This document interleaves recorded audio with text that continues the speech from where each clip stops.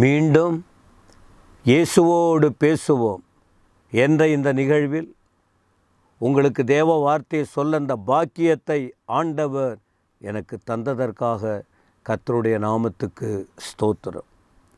இதற்கு முன்பு ஒரு வார்த்தை உங்களுக்கு சொன்னேன், ஞாபகம் இருக்கா பிரியமானவர்களே? தெளிவோடு நீங்கள் வாழணுமா? தடுமாறாமல் தெளிவான பாதையில் போகணுமா? வேத வசனம் முக்கியம். வேத வசனம். இதற்கு 2 காரியம் சொன்னேன், அது உங்களுக்கு தெரியும். இப்போ இதை ஒட்டி தான் இன்னும் சில காரியத்தை கூட உங்களுக்கு சொல்ல விரும்புகிறேன். என்ன? வேத வசனத்தை ஏன் படிக்கணும், எப்படி படிக்கணும்? இது வேத வசனம், இதை வாசிக்கணுமா?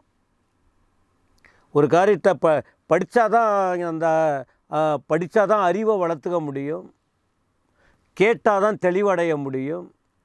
ஒன்றுமே பண்ணாமல் படிக்காமல் இதை அப்படியே பயன்படுத்தாமல் இருந்தால் எப்படி முன்னேற்றத்தை காண முடியும்?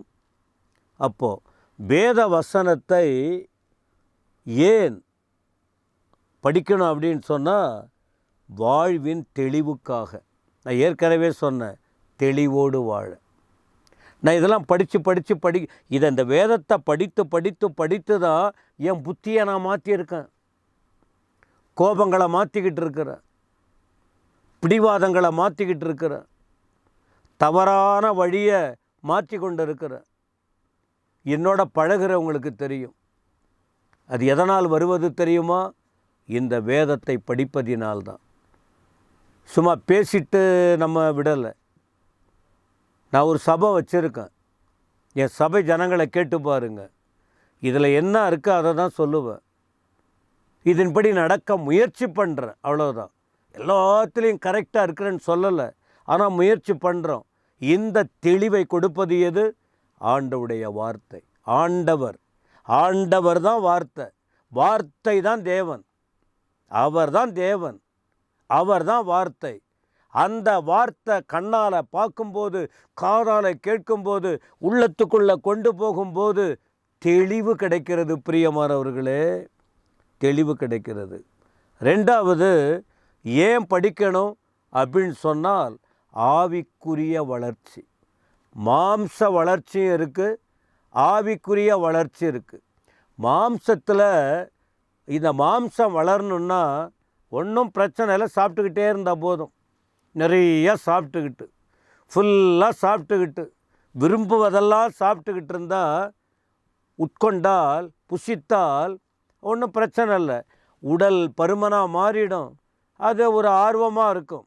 ஆனால் ஆவிக்குரிய வளர்ச்சி வேண்டுமென்றால், ஆவிக்குரிய மனிதன், உள்ளான மனுஷன், இந்த உள்ளான மனுஷன் ஆவிக்குரிய நிலையில் வளர வேண்டுமானால், மாம்சத்தின்படியே பேசாமல், மாம்சத்தின்படியே வாழாமல், மாம்ச வழியிலேயே போகாமல், போயிட்டு பிரச்சனையெல்லாம் மாட்டிக்காமல், வாழ்க்கையை கெடுத்துக்காமல் இருக்க வேண்டும். ஆவிக்குரிய வாழ்க்கையில் வளர வேண்டுமானால் இந்த வேத வசனத்தை கட்டாயம் படிக்க வேண்டும். 3வது, வேத வசனத்தை ஏன் படிக்கணும்? ஏன் வேத வசனத்தை படிக்கணும் அப்படின்னு சொன்னால், ஒரு மனிதன் பாவத்தில் விழுந்து விடாதபடிக்கு, பாவத்தில் விழாது இருக்கணும்னா, ஏன்னா தேவன் பரிசுத்தர். இந்த வேதத்தின் தேவன் பரிசுத்தர். இந்த வேதத்தின் தேவன் பரிசுத்தத்தை கற்றுக் கொடுக்கிறார். இந்த வேதமே பரிசுத்த வேதம் அப்படின்னு சொல்லுவாங்க. பரிசுத்த வேதாகமம், ஹோலி பைபிள், பரிசுத்த வேதாகமம். பரிசுத்த வேதத்தை கொடுத்த தேவன் பரிசுத்த தேவன்.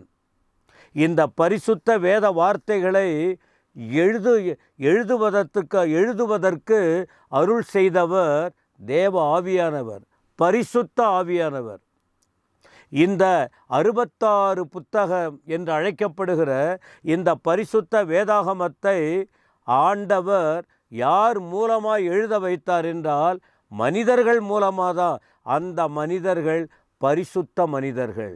இன்றைக்கி நிறைய பேர் சொல்லுவாங்க, நான் என் காதில் மற்றவங்க சொன்னதை கேட்டிருக்கிறேன், மனுஷங்க தானே எழுதுனது, எவ்வளவு நல்ல நல்ல புத்தி கூர்மை அவங்களுக்கு.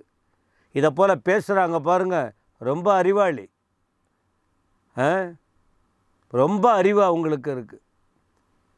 இதை உணர்கிறோம், நாம் இவருடைய தெளிவை புரிகிறோம். எத்தனை பேர் இதை படித்து வாழ்க்கையை காத்திருக்காங்க. அரசியல்வாதிகள் எத்தனை பேர் இந்த வேத வசனத்தை படித்ததினால் என் தவறான வாழ்க்கை மாறினதுன்னு சொல்கிறாங்க. சினிமா நடிகர்கள், சகோதரர்கள், சகோதரிகள், அவெல்லாம் நம்ம சகோதர சகோதரிகள் தான். எத்தனை பேர் தங்கள் வாழ்க்கையை மாற்றியிருக்காங்க.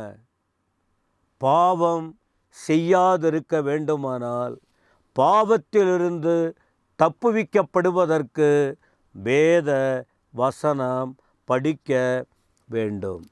119ஆம் சங்கீதத்தின் வசனம் 11 பாருங்கள். நான் உமக்கு விரோதமாய் பாவம் செய்யாதபடிக்கு. என் அன்பான வாலிப தம்பி, தங்கச்சி, ஐயா, அம்மா, நீங்கள் யாராக இருந்தால் கூட சரி, நீங்கள் பாவிங்கன்னு நாம் சொல்லலை, அது எங்கள் வேலை இல்லை. நீங்கள் பாவம் பண்ணுறீங்க அப்படின்னு, ஓ பாவியே, ஓ படித்த பாவியே, படிக்காத அப்படியே நம்ம சொல்லிக்கிட்டு இருக்கோம். அப்படியெல்லாம் சொல்லக்கூடாது. ஒரு காலத்தில் சொன்னாங்க, அப்படியெல்லாம் சொல்லக்கூடாது. ஆனால் என்ன சொல்கிறோம், நம்ம அறிந்தோ அறியாமலோ பாவம் செய்து கொண்டு இருக்கிறோம். ஏதாகிலும் ஒரு பாவம், அது என்னன்னா அவங்களுக்கு தான் தெரியும். அப்படி பாவம் செய்யாமல் இருக்க வேண்டுமானால், பாவத்தில் விழாதிருக்க வேண்டுமானால், தங்கள் வாழ்க்கையை காத்து கொள்ள வேண்டுமானால், பிரியமானவர்களே, இந்த வேத வாக்கியம் படிக்க வேண்டும். மீண்டும் அந்த வார்த்தையை சொல்கிறேன் பாருங்க. நான் உமக்கு விரோதமாய் பாவம் செய்யாதபடி. அப்போ கவனிங்க, நாம் இந்த உலகத்தில் நானோ நீங்களோ யாரோ ஏதாவது ஒரு பாவம் செய்கிறாங்க பாருங்க. ஒரு பொய் சொல்கிறது பாவம்தான். இன்னொருத்தவங்க பொருளை தொட்டு எடுத்துக்கிட்டு போகிறது பாவம்தான். மற்றவங்களை கஷ்டப்படுத்துறது பாவம்தான். ஒருத்தவங்களுக்கு பசியோடு கிடக்கிறாங்க, அவங்களுக்கு நாம் சாப்பாடு வாங்கி கொடுக்க முடியும், அதை பார்த்துட்டு கண்டுக்காமல் வருது பாவம்தான். உனக்கு நன்மை செய்ய திராணி இருந்ததுன்னா அதை செய்யத்தக்கவர்களுக்கு செய்யாமல் இராதே, அது பாவம். நீ ஜெபம் பண்ணலன்னா பாவம். அப்படியெல்லாம் பைபிளில் இருக்குது.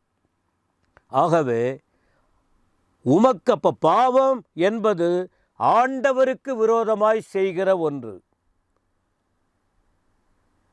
உமக்கு விரோதமாய் பாவம் செய்யாதபடிக்கு உமது வாக்கை என் இருதயத்தில் வைத்தேன். படித்தாதானே வைக்க முடியும், புரிஞ்சாதானே வச்சுக்க முடியும். இது கடவுளுடைய வார்த்தைன்னு சொல்லிட்டு அந்த வார்த்தையை உள்வாங்கினா தானே அதை வைத்து கொள்ள முடியும். ஒருவேளை தடுமாற்றம் இருந்தால் யோசிங்க, வேத வசனத்தை முக்கியப்படுத்துங்க. உங்கள் வாழ்க்கையில் தெளிவு இருக்கும், அமைதி இருக்கும், பரிசுத்தம் இருக்கும், சாட்சி இருக்கும், அன்பு இருக்கும், ஆசீர்வாதம் இருக்கும்.